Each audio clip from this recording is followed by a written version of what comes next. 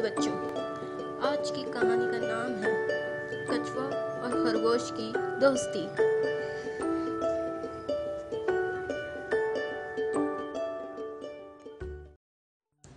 پیارے بچوں، ایک کچھوا اور ایک خرگوش کی دوستی ہو گئی۔ دونوں ایک ساتھ کھیلتے، گھومتے، پھرتے۔ ان کو معلوم تھا کہ لڑائی اچھی بات نہیں، لیکن پھر بھی کبھی کبھی ان کے آپس میں لڑائی ہو جاتی۔ خرگوش ہمیشہ اس بات پر غرور کرتا تھا کہ وہ کچھوے سے زیادہ تیز چلتا ہے۔ جب بھی دونوں ایک ساتھ چلتے تھے تو خرگوش ہمیشہ کچھوے کا مذاق اڑاتا۔ آپ کو پتہ ہے کہ مذاق اڑانا کتنی بری عادت ہے۔ آخر ایک دن کچھوے نے تنگ آ کر خرگوش سے کہا، دیکھو، مجھے بھی اللہ ہی نے پیدا کیا ہے اور تمہیں بھی اللہ نے پیدا کیا ہے، اس لیے تم اپنے تیز چلنے پر غرور مت کرو۔ بے شک اللہ تعالیٰ غرور کرنے والوں کو پسند نہیں کرتے۔ اگر تم کو اپنے تیز چلنے پر غرور ہے تو آؤ ہم دونوں ایک مقابلہ کرتے ہیں۔ خرگوش ہنس پڑا اور مقابلے کے لیے تیار ہو گیا۔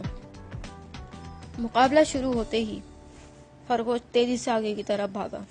کافی دور نکل جانے کے بعد اس نے سوچا کہ کچھوا تو بہت دیر بعد یہاں پہنچے گا، جب تک میں کچھ دیر یہاں بیٹھ کر آرام کر لیتا ہوں۔ یہ سوچ کر وہ ایک درخت کے نیچے بیٹھا اور سو گیا۔ ادھر کچھوا آہستہ آہستہ چلتا ہوا خرگوش کے پاس سے گزرا۔ خرگوش سو رہا تھا۔ کچھوا ساری بات سمجھ گیا۔ اس نے اپنی رفتار اور تیز کر دی اور مقررہ جگہ تک پہنچ گیا۔